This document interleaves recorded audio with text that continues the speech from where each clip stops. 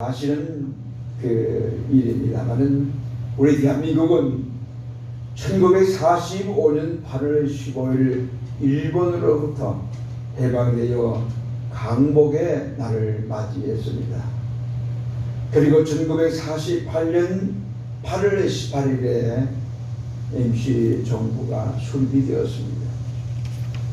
1910년 8월 29일 일제의 대한민국의 통치권을 송두리째 넘기는 한일 합병의 경술 국시를 당하고 말았습니다.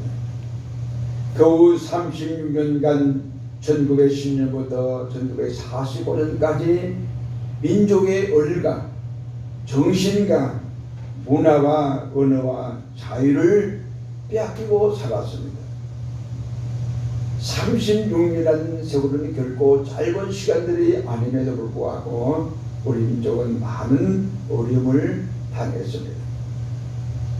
독일 남부 포로 수용소에 가면은 출입구에 들어가는 출입구에 이런 글이 써 있다고 합니다. 역사를 기억하지 않는 자에게는 반복이라는 지향이 반드시 임한다 라고 하는 것. 역사를 꼭 기억해야 한다는 이야기예요. 그렇지 않으면 다시 그 지향, 어려움이 반복된다는 이야기입니다. 영국의 유명한 비평가인 웰시라고 하는 사람은 역사의 비극은 역사에서 아무것도 배우지 않는 것이다 라고 했어요. 36년의 그 비아픈 역사를 우리가 경험을 했는데 그 역사를 잃어버린다면 그 사람은 참으로 비극적인 사람이요 그 나라는 비극적인 나라가 되고 만다는 이야기입니다. 이 말은 강복절과 정부 수립일을 맞이하는 우리 대한민국 모든 국민이 계속 곱씹어야 할 중요한 교훈이라고 할 수가 있습니다. 존 칼룰이라는 사람은 자유는 획득하는 것보다 지키는 것이 더 어렵다라는 말을 했습니다. 여러분, 자유를 지킨다는 거 결코 쉬운 일이 아닙니다. 우리 그리스도인은 두 번 태어나는 사람들입니다.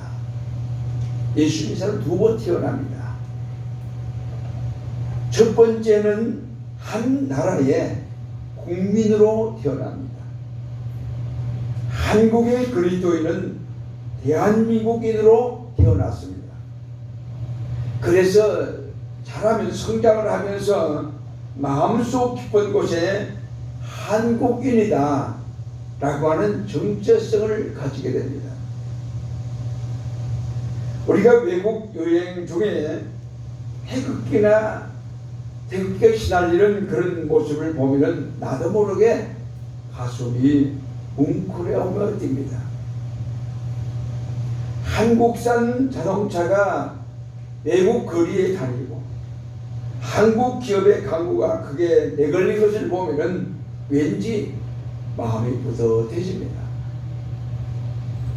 94년도에 성지순례를 갔을 때에 이집트에 가니까 우리나라에서 현대에서 만든 코로나 그 자동차가 굴러다니더라고요.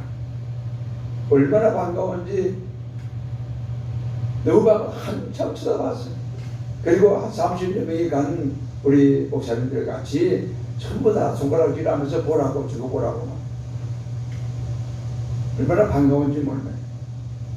여러분, 축교대표팀이 남의 나라와 경주할 때 열을 내면서 응원을 하잖아요. 밤잠을 자지 않고 응원하기도 하고 어떤 사람은 교회에 나오지도 않고 응원한다고 앉아있대요. 이게 한국이라는 정체성, 대한민국이라는 정체성입니다. 그 다음에 두 번째로 그리스도인으로 태어납니다. 예수를 영접한 지 하나님의 거룩한 백성으로 태어난 겁니다. 마음속에 생소하던 전혀 알지 못했던 외국 귀신이라고 우리 옛날 어른들이 말했던 예수라고 하는 이름이 그토록 나에게 소중한 이름으로 자리를 잡습니다. 그리고 주일이 되면 교회에 가야 하고, 할 수 있으면 교회를 섬기려고 하고, 그리고 기회만 있으면 전도를 해야 하는 부담감을 느끼기도 합니다. 낯선 곳에서 예수 믿는 사람을 만나면 그렇게 반가울 수가 없습니다. 여행 중에 교회를 보면 그 교회 왠지 들어가서 기도라도 하고 싶고, 그리고 나오고 싶은 마음, 따라서 이런 모습이, 거기에 따라 이런 모습이 영락없는 그리스도인이다. 요즘은 뭐 휴가도 없고, 가서도 전 휴가도 없고, 뭐 계속 교회 새벽기도까지 해야 되니까, 다른 거에 있을 때는 여름이 되면 일주일 동안 휴가를 다녔어요. 차를 몰고 아이들 다 태우고 다니다 보면은 수요일날이나 이런 때가 돼요. 그리고 저녁 때가 되고, 그리고 차를 몰고 가다가 교회가 보이면 얼마나 반가운지 몰라요. 산골짜기 이렇게 가다가 교회를 보면 더 반갑더라고 보니까. 수요일날 들어가서 예배 드리고 헌금을 하고, 그리고 나오면은 시골 교회 들어가 예배를 하고 얼마나 마음이 뿌듯한지 몰라요. 허무하더라고 보니까. 마음속에 생소하던 예수님이 계시다는가. 그런데 그리스도인으로 다시 태어난 우리에게, 우리 믿는 하나님의 사람들에게 한국인이라는 정체성은 어떻게 될까? 예수 믿는데 대한민국 국민이라는 게 필요할까? 그리스도인으로 다시 태어났기 때문에 한국인이라는 정체성은 버려도 되는 것인가? 한국 사람이라는 의식이 없어도 되느냐? 여러분, 그리스도인으로 다시 태어나도 우리에게 한국인이라는 정체성은 여전히 그대로 남아있습니다. 우리에게 한국이라는 정체성은 여전히 소중합니다. 그러니까 그리스도인으로 다시 태어난 우리에게 한국 사람이라고 하는 정체성과 그리스도인들은 정체성이 함께 소중하게 간직하고 있다는 이야기입니다. 먼저 그리스도인들은 우리가 한국인이 된 것이 하나님의 뜻이라는 사실을 깨닫게 됩니다. 근데 보세요. 그저 예수 믿지 않는 한국인으로만 태어난 사람들은 어떻게 생각해요? 우연히 한국 사람이 되었다라고 생각을 합니다. 그래서 한국인이면서 그리스도인은 다릅니다. 다시 한국 그리스도인으로 태어난 사람들은 자기가 한국인이 된 것이 하나님의 뜻이라고 생각을 합니다. 하나님이 나를 대한민국에 태어나게 하셨어 라는 것을 믿는다는 이야기입니다. 그 다음으로 우리 그리스도인은 나라를 사랑하는 태도가 달라집니다. 대한민국 사람으로서 예수 그리스도를 믿는 사람으로 태어난 사람은 대한민국을 사랑하는 자세가 달라집니다. 그냥 그저 한국인으로만 태어난 사람들은 자기의 이해 다산과 맞물려 나라 사랑을 판단을 합니다. 그래서 나라가 나에게, 자기에게 유익하면 나라를 사랑하고, 나라가 내게 불리하면 나라를 사랑하지 않고 욕하거나 심지어 국적까지 옮기는 사람들이 있습니다. 그렇지만은 한국인이면서 그리스도인으로 다시 태어난 사람은 나라를 사랑해야 하는 것을 사명으로 여깁니다. 나라를 사랑하는 게 내 사명이에요. 그래서 그리스도인 가운데는 뭐가 많으냐? 애국자가 많습니다. 여러분 30년 일본 압박에서 고통받을 때 대방원도 올랐던 사람들 33인이 서명했던 그 서명의 자리에 예수 믿는 그리스도인이 16명이 포함이 되어 있었습니다. 그리고 유관선 열사 같은 분은 참된 그리스도인이었습니다. 나라를 위해서 일하는 훌륭한 사람들 모두가 다 보면 거기가 그리스도인이 많았어요. 하나님 앞에 바로 나라가 나에게 주어진 내가 이 나라를 지켜야 한다는 사명감을 가지고 있다는 이야기. 왜냐하면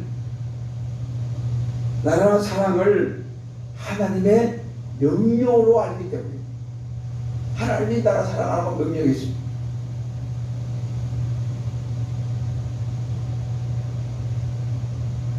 일본인들의 그 예절과 질서가 세계에서 탁월하다, 뛰어나다, 인사성 바르고 여기가 바르다라고 얘기를 합니다. 근데 그렇지 않다고 봅니다. 왜 일본 사람들이 인사성이 바르고 예절이 많으냐? 상대방에 대한 배려가 아니라 자신의 모를 위해서 그렇게 한다는 이야기예요. 자신의 모를 위해서. 그들은 뭐가 없느냐? 세계 시민의식이라든지 자유와 평등, 정의와 박애 혹은 구원과 같은 목표를 가지고 있지 않다는 이야기예요. 그래서 지금 일본 사람들은 다 그런 건 아니지만 그리스도인은 달라. 일본인 가운데 예수 믿는 사람도 다릅니다만은 일본인들은 거의 같다. 나이가 많든 젊은 사람이든 다 똑같아요. 뭐가 같으냐? 여러분 전쟁을 얼마나 많이 일으켰어요. 2차 세계도 일본이 일으키고 얼마나 많은 사람들이 참 죽고 어려움을 당했습니까? 그럼에도 지금 그들은 양심의 가치라는 게 전혀 없어요.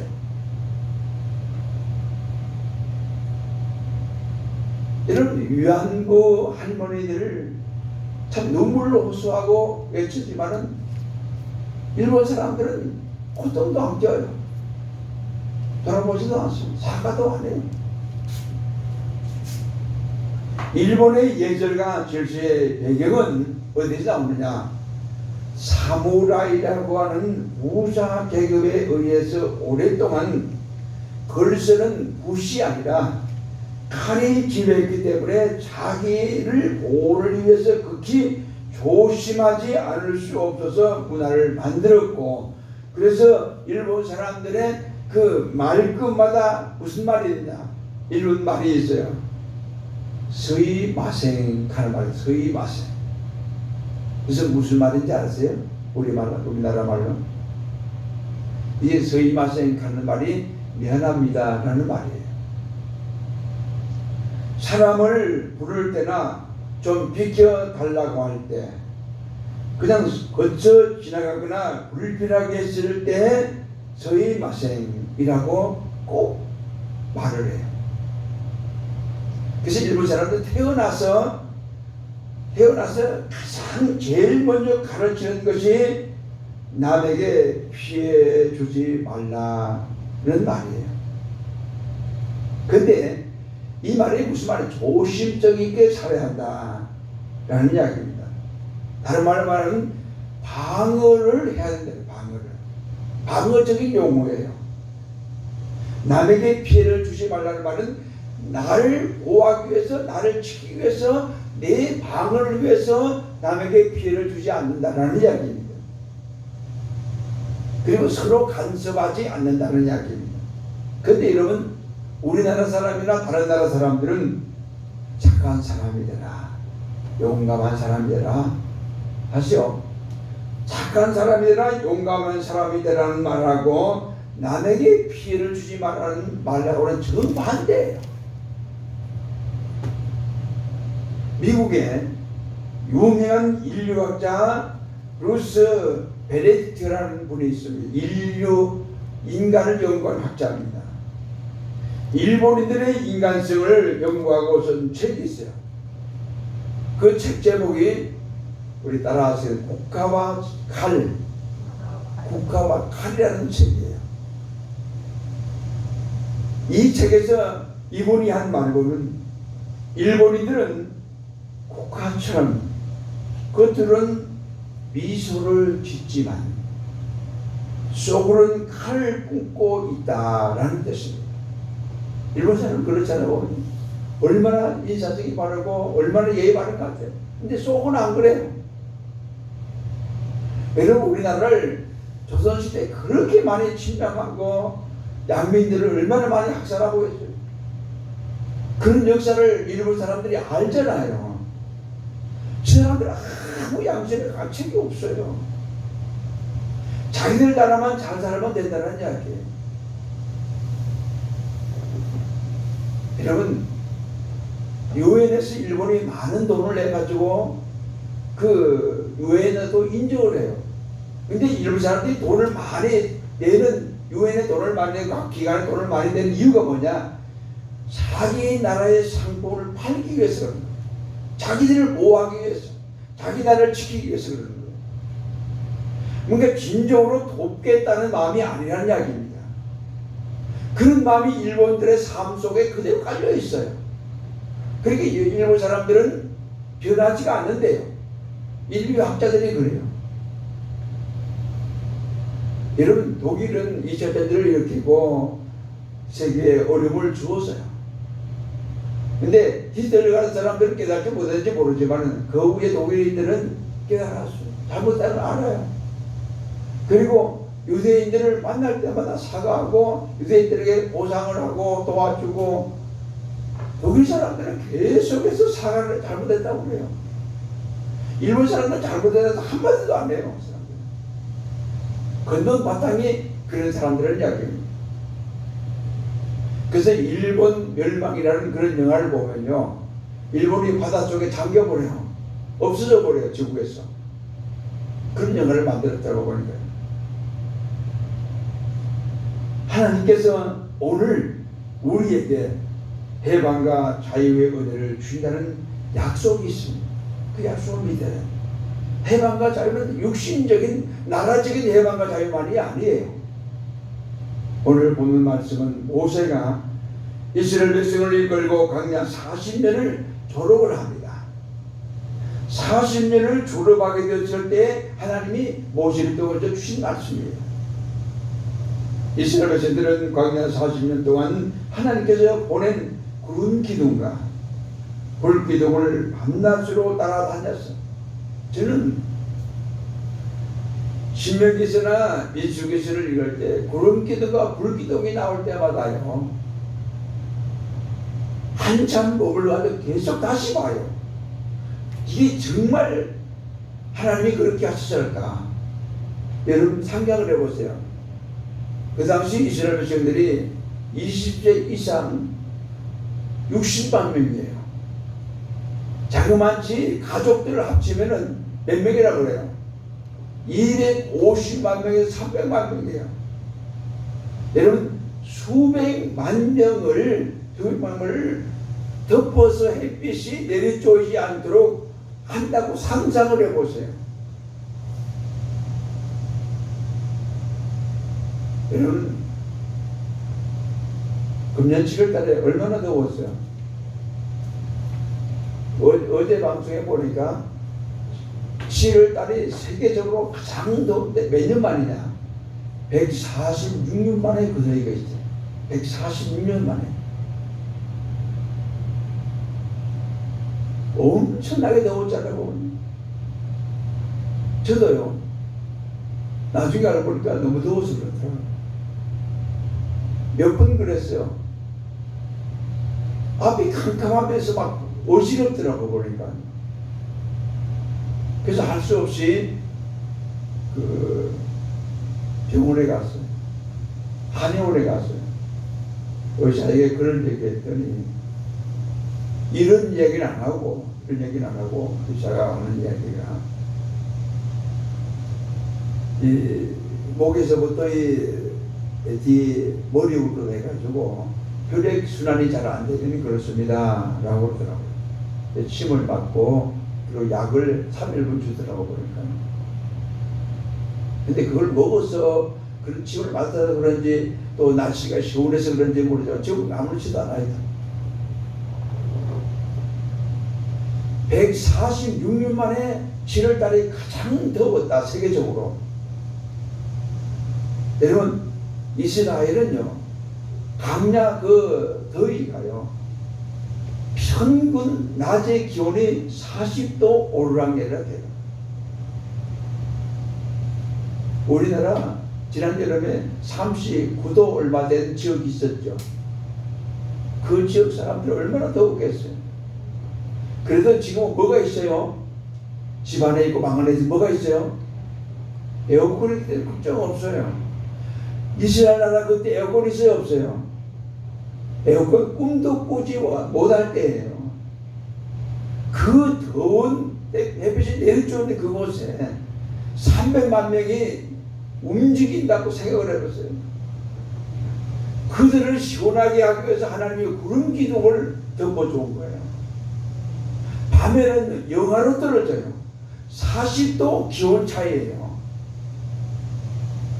그 추운 영하로 떨어진 40도 기온 차이의 추위에서 어떻게 견디겠어요? 불기둥을 쑤잖아요. 따뜻한 곳으로. 참 저는 이 말씀을 볼 때마다 정말 하나님의 역사가 놀랍다, 감격스럽다라는 생각이 들어요. 여러분 하나님이 이스라엘 백성들만 그렇게 보호하고 지켜줬어요. 여러분도 지켜줬잖아요. 코로나 때문에 어려움 당하는 사람들 얼마나 많아요. 코로나 걸렸어요 안 걸렸어요? 안 걸렸잖아요. 따라 하나님 감사합니다. 정말 감사한 일이에요. 이걸 몰라요. 감사 안 해요.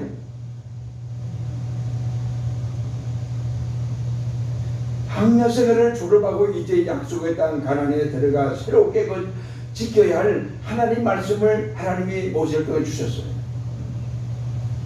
근데 중요한 말씀, 출애굽 이후 광야 40년 동안 하나님이 이스라엘 백성들에게 농사도 안 짓고 있는데 뭘 먹었어요? 만나 주셨어요. 광야 물이 없어요. 반석에서 생수를 줘서 먹었어요. 고기 먹고 싶다니까 메추라기 고기를 몰아주었어요. 도둑과 적들을 물리치고 불뱀과 청가들을 지켜주었어요. 이런 은혜를 가나안 땅에 들어가서 하나님의 은혜인 줄 알고 기억하라 그랬어요. 기억하라. 미래에는 하나님의 말씀을 잊지 않도록 조심하고 절대 우상을 섬기지 말아라고 말씀하신 겁니다.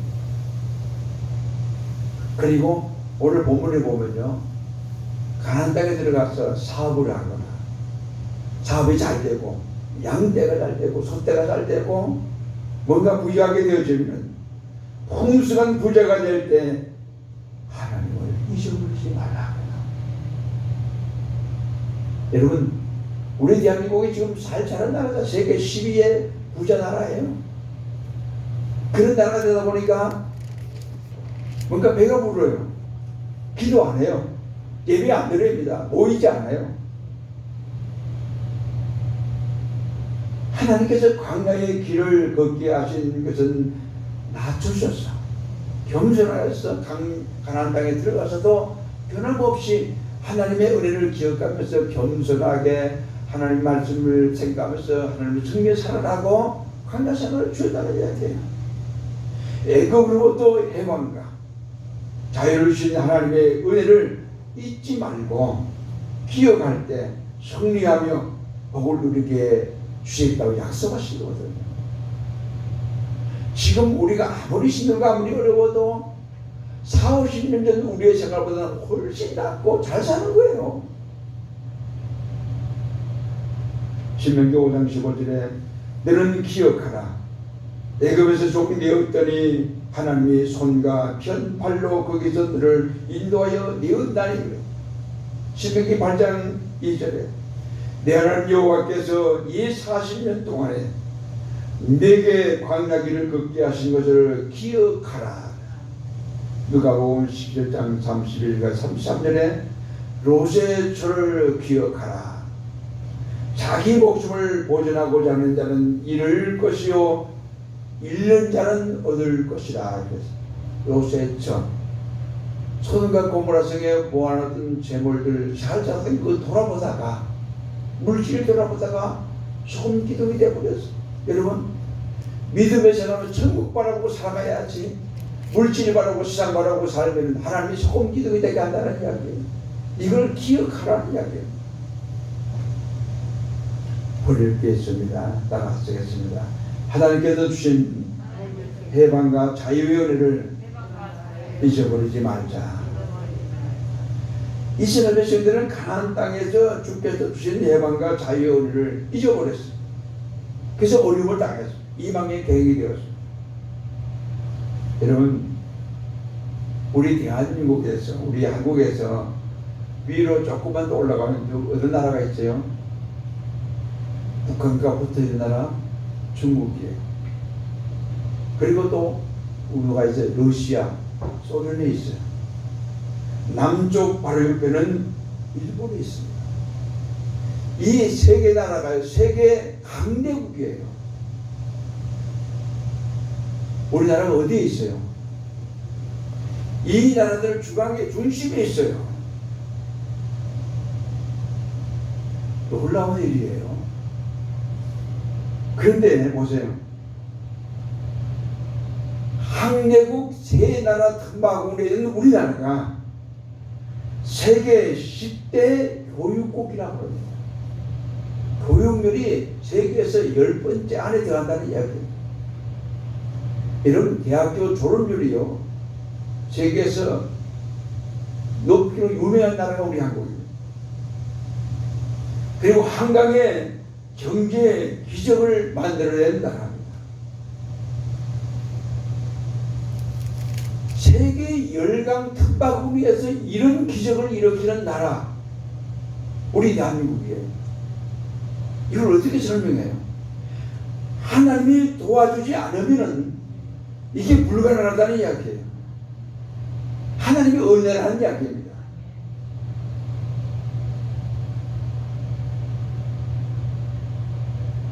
세계에서 가장 가난한 나라, 우리나라. 열악했던 우리나라. 6.25로 표가 되었던 우리나라. 세계로부터 원조를 받은 우리나라. 이제는 그 나라가, 그 우리나라가 다른 나라를 원조하는 나라가 됐어. 할렐루야. 저번에도 말씀드린, 이제는 개발도상국이 아니에요. 선진국이다라고 공식적으로 세계가 인정을 했어요. 선진국이라고. 여러분, 세계 200개가 넘는 나라에서 선진국이 된 거예요. 우리는 항야와 같은 어렵게 생활하던 지난날을 기억해야 합니다. 근데 이런 보세요. 어떤 사람은 이런 이야기를 해요. 왜 자꾸 어려운 때를 기억하라고 그러냐고. 힘들고 배고팠던 옛날을 왜 자꾸 기억하라고 그래? 그래가지고. 뭐가 그게 필요하냐고. 여러분, 그것이 나에게 미움과 분노를 가져다 주는 것이라면 홀을 틀어버려야 돼요. 그런데 그 기억을 통해서 내가 여기까지 오게 하신 하나님을 사랑하게 되고 나를 단련시키신 하나님께 감사하게 되면 끊임없이 이걸 기억해야 돼요. 더 많이 가질수록, 더 많이 누릴수록, 하나님께서 주신 풍요의 자리에 더 깊이 들어갈수록 이것을 기억하는 사람들이 될 때 수많은 것을 간직하면서도 누리면서도 겸손한 사람이 될 수가 있습니다. 모든 지혜를 가지면서도 하나님께 감사의 노래를 부를 수 있는 사람이 될 수 있기 때문에 기억하라는 거예요. 여러분, 개구리가 올챙이적 그때를 잊어버린다고 기억 안 한다고 그러잖아요. 여러분, 개구리가 되려면 언제가 있어야 돼요? 올챙이가 있어야 됩니다. 그 시절이 있어야 개구리가 되는 거예요. 하나님께서 이걸 원하시는 거예요. 기억하는 거. 그래서 하나님을 기억하는 것은, 그래야 하나님을 기억하며 살아야, 하나님 기억하면서 감사를 살아야 넘어져도, 절망적인 상황이 우리 앞에 펼쳐져도 다시 일어설 수가 있습니다. 다시 새로운 삶을 위해서 앞으로 전진해 나갈 수가 있습니다. 취할 것이 있으면 따라하시겠습니다. 하나님께서 주신 해방과 자유의 은혜를 기억하자. 모세의 가르침대로 이스라엘 백성들 가운데 애굽으로부터 해방과 자유를 주신 하나님의 은혜를 기억했던 사람들은 부유하게 살았어요. 미국의 한 기업이, 큰 기업이 전 세계가 지금 몇 개 나라인지 몰라요. 그런데 이분이 조사한 나라는 251개 나라예요. 25개 나라에 126만 명을 대상으로 실시 여론조사를 실시했어요. 어떤 조사를 했느냐? 자기 나라, 조국을 사랑스럽게 생각한다.